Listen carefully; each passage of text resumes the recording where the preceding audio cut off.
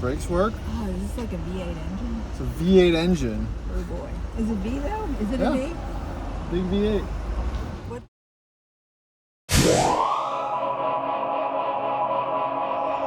Howdy, welcome back to the Addicted Motors YouTube channel. My name is Troy, and today, well, we don't know what today is going to be because we haven't seen what we've potentially screwed up. Now, a lot of my content has been L322 based recently, and I can't really seem to shake that trend.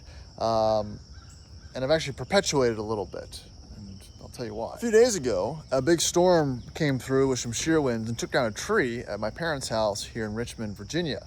That tree, unfortunately, well, fortunately for me, unfortunately for them, fell on their 2013 Toyota Sienna XLE and crushed it. It's totaled, it's gone.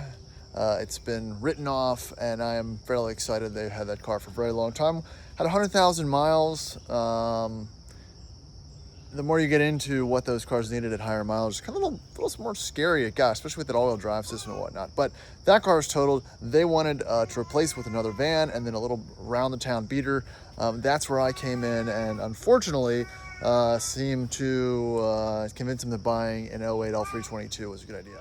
And I didn't buy them just any L322. I bought the nicest 08 one-owner 86,000 mile L322 that I've seen for sale in the last 6 months. At a dealer auction, sight unseen, from Chicago. So let's see if I get excommunicated from the family today when it shows up and it has thousands of dollars worth of issues, because this one wasn't cheap. We paid, I think, 8 or 9 grand for it all in. There was quite a bit of a bidding war there, but I'm trying to figure out if my theory of just buying with the one you want, regardless of the miles, as long as the condition seems okay, and then fixing everything is the way to do it, or we do it like this, or we buy the nicest one with up-to-date dealer service history up to 1,000 miles ago, and hopefully that works out. Again, it's built versus bought. We're going to try to see if the bought factor is still valid these days. We're going to go check it out right now because apparently it's here. All right, we're waiting for the shipper. It must be Mercedes Day here at the shop. A lot of cool old Germans. This Land Cruiser just showed up. Not sure where it came from, but there's a guy that does some Saudi imports down the road that sells them on Bring and Show and whatnot. This looks like it might be one of theirs, looking at this kind of the skinny spec tires and whatnot. Clean inside. Nice little wagon, 4-wheel drive. LS Disco, I think we're done what we have to do at the shop. So time to make a video and post this one for sale. Not like a little 5.3 swapped D2. A little 2002 will be for sale soon. And my favorite Rover, the 88 Rescue Rover that I've given up on. So this is gonna probably get parted out. Engine is confirmed bad. It's a bummer, but that's how it works sometimes. Can't save them all. And the frame, the chassis is just not really good enough to put in the money to swap out the engine for perpetual other issues. Just trading one bad thing for another bad thing. It has arrived in all its glory. I guess we can check out the underside while it's up in the air.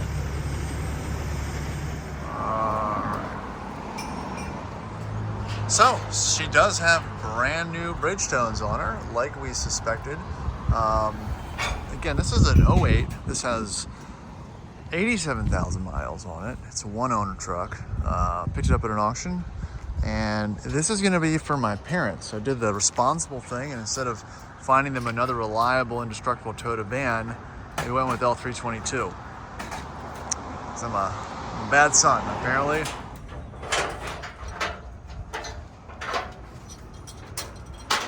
Good way to do a quick inspection. The rubber on these control arms is fairly perished. You can see it obviously.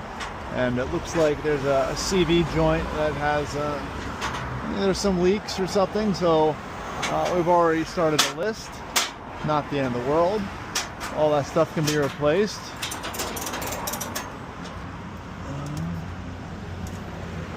And other than that, just some scratches and scrapes and stuff, normal with normal use. But I'm not too concerned here. Let's let them get it out of here, get it down before we get too far down the road here.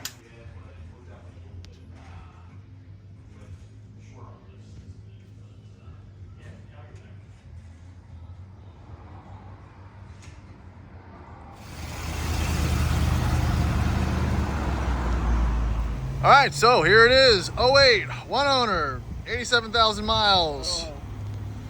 Oh yeah, the coveted, it has the piece, right? So from just a quick walk around already, this car has a lot of good things and a lot of things that I've got, I'm seeing some dollar signs as well. So let's start with the good.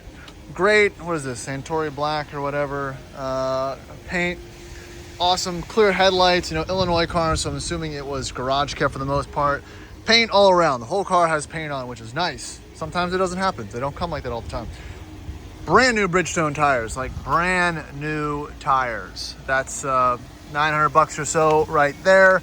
Not too rusty at all underneath. I did notice that I'm probably gonna need a CV axle and probably some control arms. This side doesn't look that bad, but the other side I can see some perishing in the rubber bushings and whatnot. So let's keep going all the way around. Got some little scratches and stuff there. That's from car parks and whatnot. Good tires matching in the back. Little scratch and dent there, but it's a Land Rover, guys. I'm not too concerned. Trailer hitch with tow package. Okay, so that's a win. Don't see a lot of these with the tow package. We'll check these rear subframe mounts. They look okay. You know, a little surface rust in the control arms, but that's not something to be worried about. So as far as the exterior goes, a little boof right there, but that's okay. I'm sure we'll be doing some more boofs. Let's check out the inside, which is kind of the reason why I found this truck attractive. This awesome gray interior. I've never seen this before on an 08 or an 07. That's cool. I think that's pretty neat. I think that with the light wood and everything really makes this pretty cool as far as, you know, it doesn't look too dated. I guess that's the way I like to kind of describe it, I guess. But right there, guys, 86,000 miles, super low miles, one owner car. There was some issues when this seat control, I don't know if it's dead, I don't know, but I'm gonna have to play with that because the driver's seat isn't working. It's very odd. I've never had a Rover that didn't have a driver's seat that works. Unfortunately, only one key, but it is, I guess, a Lux. Let's see if the cooled seats work. I'm saying I have a fuse issue with the seats or something like that. So yeah, some weird pitting here. I guess that's kind of coming off. Little headliner sag. Rear seats are in great condition. Let's check out the back. So back seat, heated, gray, good condition. I mean, nothing really to see here, honestly. This is exciting coming back here because you've got the dog barrier, you've got all the mats, you've got, yeah, you have the protector back here. That's not working, so that's annoying. We're going to have to play with that. So, you know, normal, usual Land Rover stuff. I think for those reasons alone might have been why I was traded. Oh, look, you even have a gray trim piece here. That's interesting. All right, well, that's all well and good. We'll play with that later, play with the seats. I bet you I can get that tailgate working, make sure the AC works. Man, the seat not working is pretty annoying. Well, let's take it for a spin. Got a tire sensor, pressure sensor switch.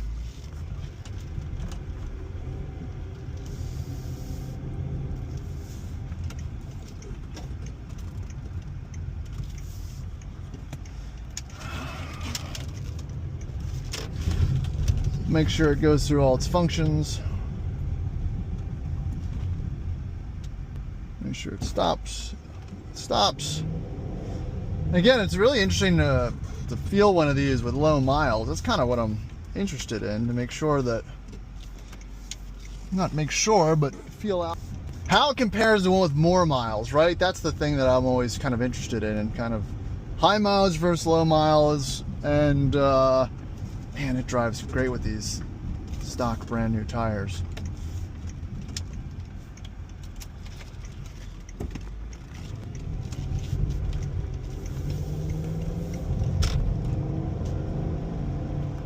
No supercharger whine, but it does have good power. I'm not getting a good response from the air conditioner either. Probably needs a charge. Or just needs to be woken up a little bit. So Gotta deal with some electrical issues, I think. All right.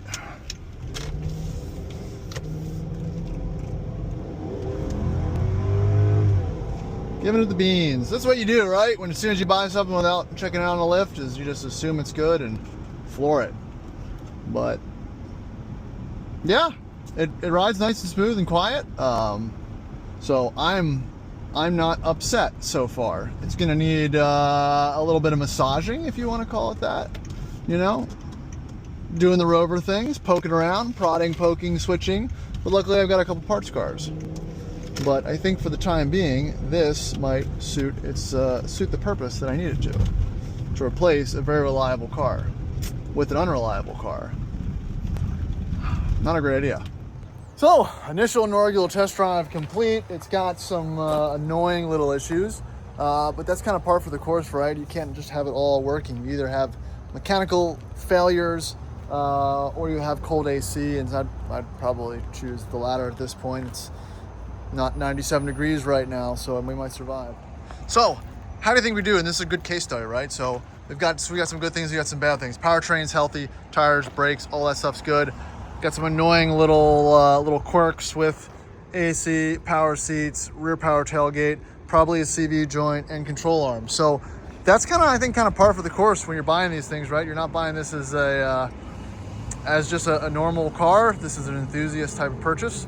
And you're gonna have to treat it as such and pay a little bit of attention to, you know, the maintenance and all the things that are associated with it. So I'll take it with a grain of salt. We'll check back in later and see what the shop says once they put it up on the lift and check it out. Doing some checking around, and look, found the window sticker, man. This is awesome. $82,000 new. 4 liter. What's it got? Options, constructed monocoque. Comfort and convenience, rear view camera. Yeah, nothing crazy, but enough to play with. Lux interior package. There you go. That's what you got back in 2008. 1218, man. All right, so I just put fuse 30 back in for the seat. Now the seat works, but I've got a feeling that is not going to be permanent thing. Why would that fuse be missing? What's going on? So we'll see if that gets me anywhere. I don't know. Put it in a better position at least so I can lock in for a little while. Another thing that's never good if the OBD port cover is just dangling there, because that means it's been in there. Someone's been in there recently. Okay. Cool. Well, maybe I did one good deed today. So back up here at the shop, I've got the car. We're doing a little bit of vac on the AC system to see if we can get that back to life.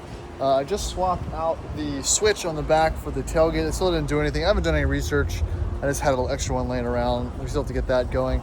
But in order to have a little bit of continuity with these videos, right, just the what 3 things you need to buy as soon as you buy your new to you L322. Well, control arms. It definitely needs control arms. That's something we'll be doing here eventually. The front and rear drive and accessory belts, those have been done. Those are brand new, so there's one thing I don't have to do. And the trans pan, I think I have that in the service. It's not leaking, it's not doing anything, but it's not a supercharged version, so it's probably not needed, but we'll probably do it in the next few months. But the trans shift's great, so not gonna forget about those 3 things that I told everyone else to do, but I think we're gonna do probably 2/3 of them at this point. The other thing I'm doing is using my secret headliner fix, and L322s, you can put some tacks up here so they don't pop out if you open the windows. All these headliners go bad. They're all just hitting that age where they go bad, and this one's gone bad. It's not terminal yet. I can probably brace something here, but that'll prevent it from flapping and getting that nasty, I have it all in my hands, orange glue residue on everything. So that's the first step. Yeah. It's getting both.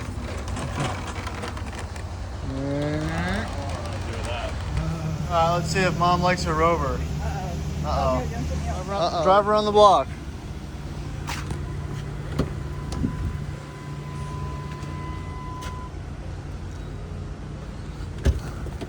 You have to give your first impressions. See if you. I need a ladder to get up in it.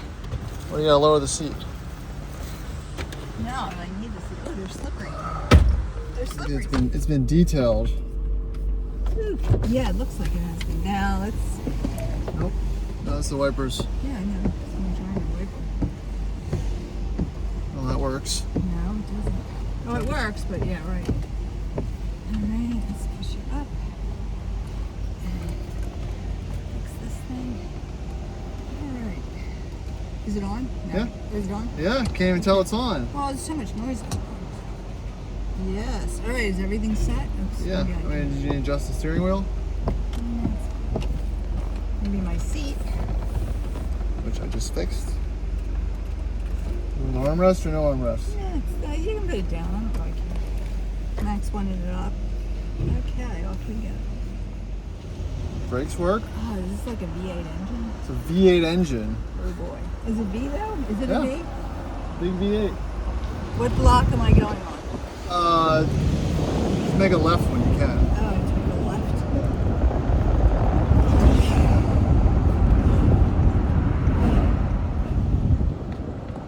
It steers well. Yeah. And then make another left.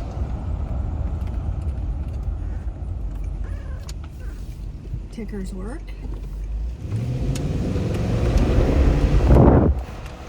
It's got some power. Yeah, should I Unlike turn here Dad's car. again, No, or- keep going straight. We'll go around the block. Always check the temp gauge, but this one has a new cooling system. So Oh, does it? Yeah. Okay, well, I won't have to borrow your temperature gauge. no ultra gauge for you.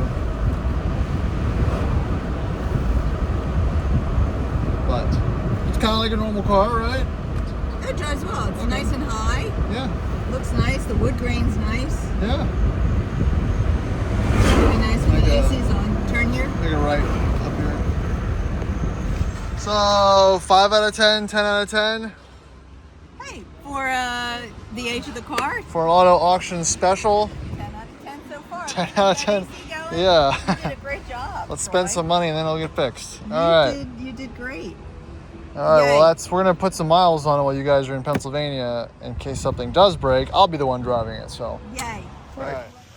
Another problem I have is the key fob doesn't do anything, and I remember there is a procedure to relearn this thing. So we're gonna do that. We're going to do 1, 2, pull it back, hold the lock button. 1, 2, 3, 4, 5. It should do something. It didn't do anything. All right. We'll do this. Lock it. 1, 2. 1, 2, 4, 5, 6.